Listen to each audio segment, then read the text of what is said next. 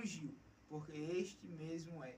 Então Samuel tomou o vaso de azeite e ungiu no meio de seus irmãos, e desde aquele dia em diante o Espírito do Senhor se apoderou de Davi.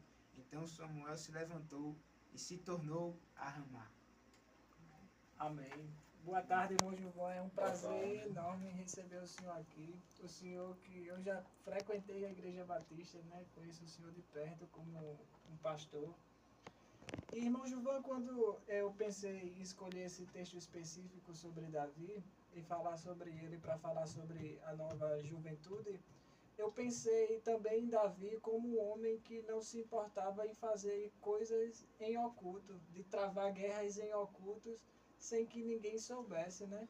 E essa nova geração de hoje, a gente tem percebido que é uma geração que tudo que é feito em torno de qualquer compromisso que exista, parece que existe a necessidade de jogar aos quatro ventos, né? E o que o senhor acha que isso está causando na personalidade dessa nova geração que está chegando tanto na igreja, o senhor tem percebido assim nas ruas?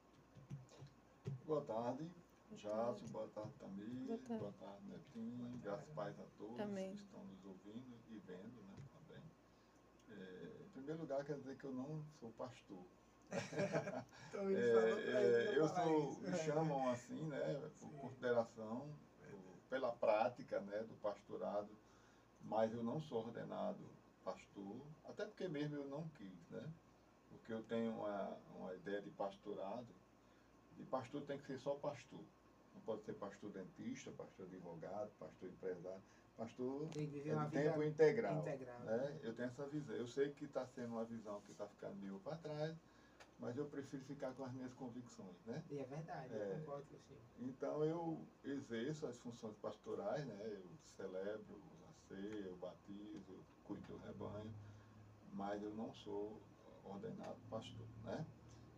Bem, voltando para a sua pergunta aí, na verdade, o texto, né, a leitura do texto começou já no meio da escolha dos filhos, né, de Jessé. Mas Jessé tinha 7 filhos, né? Começou lá pelo mais velho e Davi que Samuel deixou se impressionar pela aparência, né? Quando ele viu o primeiro, né, o primogênito, é esse certamente o ungido do Senhor, né? Aí Deus disse para ele, olha, não se engane com a aparência, porque eu não vejo como vê o homem, né? Deus vê o coração. Então, a escolha de Davi já faz aí um diferencial, sabe? Por quê? Porque a Bíblia diz que Deus não faz acepção de pessoas. Então, não foi por nenhuma característica externa de Davi, porque ele era bonito, que o texto diz que ele tinha boa aparência, né? Certamente Deus viu alguma coisa no coração de Davi que ninguém viu. Né? Davi estava lá, até a própria família, o pai nem chamou ele para ser, examinado. Assim, não tem possibilidade desse menino, né? Se os outros já foram, porque né? Então, o próprio pai não valorizava o filho que tinha. Mas Deus vê coisa que ninguém vê. Né? Então, Deus viu alguma coisa no coração de Davi, né? E na sua soberania, Deus escolhe Davi para ser o ungido do Senhor. E a gente sabe que a vida de Davi foi uma vida de altos e baixos, né? Como você mesmo falou. Né? Eu diria de muito mais altos do que baixos. Porque, na verdade, irmão, nós temos uma tendência de concentrar a nossa visão no defeito das pessoas e não nas virtudes. É verdade. Né? A gente vê a pessoa cometer um erro, a gente passa o resto da vida falando do erro da pessoa e a gente esquece um monte de coisa boa que aquela pessoa fez. Né? Então, muita gente só lembra do pecado de Davi, né? E ele cometeu um pecado gravíssimo, né? Porque Davi, além de cometer adultério, Davi ele, escondeu o pecado. Davi ele se tornou um homicida, porque ele mandou matar um amigo dele. E como eu estava falando, antes quando eu tinha aí fora, não foi um amigo qualquer. Urias era um amigo dos momentos difíceis. Urias não estava com Davi, quando Davi era rei, no começo, ele era companheiro de Davi quando Davi estava fugindo, né? Então ele era um dos heróis, aquela lista dos heróis de Davi, Urias está lá, né? E quando Davi vê que vai ficar numa situação difícil, ele nem valoriza isso, né? Ele coloca o Urias na frente da batalha para que o Urias morra e o pecado dele seja encoberto, né? E aparentemente o pecado parece que tinha sido encoberto, passou um tempo, né? Passou cerca de Só que Deus um manda ano lá e 6 Natan, meses. né? Deus manda Natan, e Natan vai confrontar. Aí é que a gente vê que Davi é realmente um homem segundo o coração de Deus, sabe por quê? Porque Davi poderia ter mandado matar Natan, né? É verdade. Não podia? Ele não tinha o rei, né? Quando Natan fosse saindo do palácio, Davi podia dizer assim, Mata a ele. Joabe, como ele mandou matar Urias, ele dizia, mata esse profeta porque ele vai complicar a minha vida, né? Mas quando Davi é confrontado com a palavra de Deus, Davi cai em si, né? Davi cai em si. Ele volta a ser aquele homem segundo o coração, né? E Davi, então, um dos salmos mais belos de Davi, né? O Salmo 51, foi escrito, né? Nesse No momento. momento Esses né, salmos é do arrependimento, muito- né?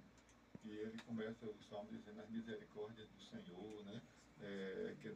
Aquela coisa lá apelando para, né? Ele diz que o pecado estava sempre diante dele, né? E que doía até os ossos, né? Ele disse, até os ossos, ele adoeceu por causa do pecado, né?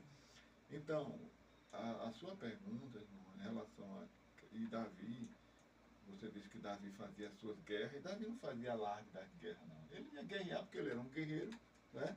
E ele assim, eu estou fazendo a minha obrigação, né? Sim. Hoje em dia, tudo tem que ser jogado no ventilador, né? Tudo tem que ser jogado no ventilador. Até porque a gente está cercado dessas mídias, né?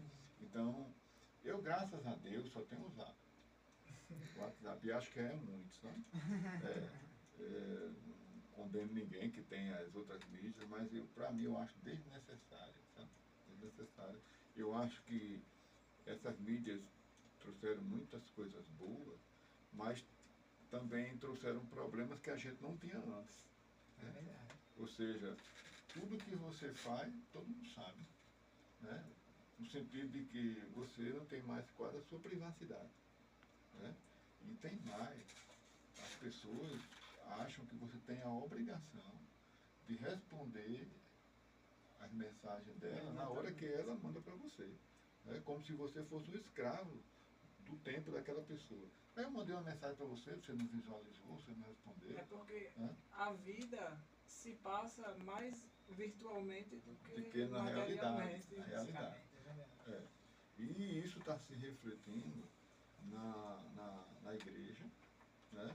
Está se refletindo na criação, está se refletindo na vida mesmo, normal, do indivíduo, no trabalho, nas suas expectativas, né? Então, nós estamos vivendo assim, num mundo de muita superficialidade, muita exteriorização, né? Então, por exemplo, as pessoas constroem muitas vezes uma imagem que não é realmente o que ela é. É o que as outras pessoas esperam que ela seja. Exatamente. Né? Então Vendem você uma fica com imagem. aquela ideia de que, não, eu tenho que me enquadrar naquilo que esperam de mim. E você abdica da realidade do que você é. Exatamente. Né? Aí isso cria um choque, né? Cria um choque na vida do indivíduo. Porque ele é uma pessoa, mas ele passa a viver um personagem fora. Isso até na igreja. Existe uma pessoa virtualmente e uma pessoa pessoalmente. É. fisicamente. E pessoalmente também ela é virtual, né? Também, é. Porque, assim, É. irmão Gilvan, passou um tempo em que o homem planejava e algoritmizava as máquinas. Hoje são as máquinas que estão algoritmizando os homens, né? É. O senhor percebe que, assim, existe um padrão e um modelo de homem para todas as coisas. Não existe mais originalidade nem nas músicas, nem nas próprias músicas cristãs, né? Tem um modelo para tudo, na arte. na forma de falar, na forma de agir, né? O próprio Elon Musk, né, ele chegou a dizer que era necessário que desse uma parada nas pesquisas, né, sobre essa coisa da realidade virtual e da formação dos robôs, né, porque estava muito acelerado e eles mesmos estavam constatando que daqui a pouco nós seríamos escravos dessas máquinas. Já estamos vendo. Porque, né? irmão Gilvan, o senhor que não tem rede social, mas os vídeos que eles bombam no Instagram são vídeos, normalmente são vídeos estreitos, em um modelo padrão, com uma música padrão, falando coisas padrão. Se um grande personagem da mídia começa a agir de uma forma, todas as pessoas que agirem daquela forma também, às vezes, irmão Gilvan, produtor musical, produtor artístico hoje em dia, ele pega um padrão da Europa e o que traz primeiro para o Brasil aquele padrão é o melhor produtor. Não é mais alguém que cria. Não tem mais qualidade. Olha, o pastor Alanar, um pastor que já pregou na nossa igreja várias vezes, Alanar dizia o seguinte: olha, se você tirar o ai e ui das músicas, acaba a música. a maioria das músicas sabe, centrada nas vocais, no sensorial, né? O jovem hoje, poucos leem, né? Como você disse, a maioria das mídias que fazem sucesso são as curtinhas, que você não precisa passar muito tempo. O TikTok, aquelas coisas, tudo, né? É bem rápido, o Instagram ali, bem rápido. As pessoas, elas se acostumam, elas querem informações mais rápidas. Mais rápido, superficial. É quando tem algo mais aprofundado. Se você perguntar ao jovem, qual foi o último livro que você leu? A maioria vai dizer assim, eu nunca li. Nem lembrança, nem que eu li. E quando lê um livro, irmão Gilvan, é aquele livro que é modelo, que é moda, que é o que eles chamam de trend.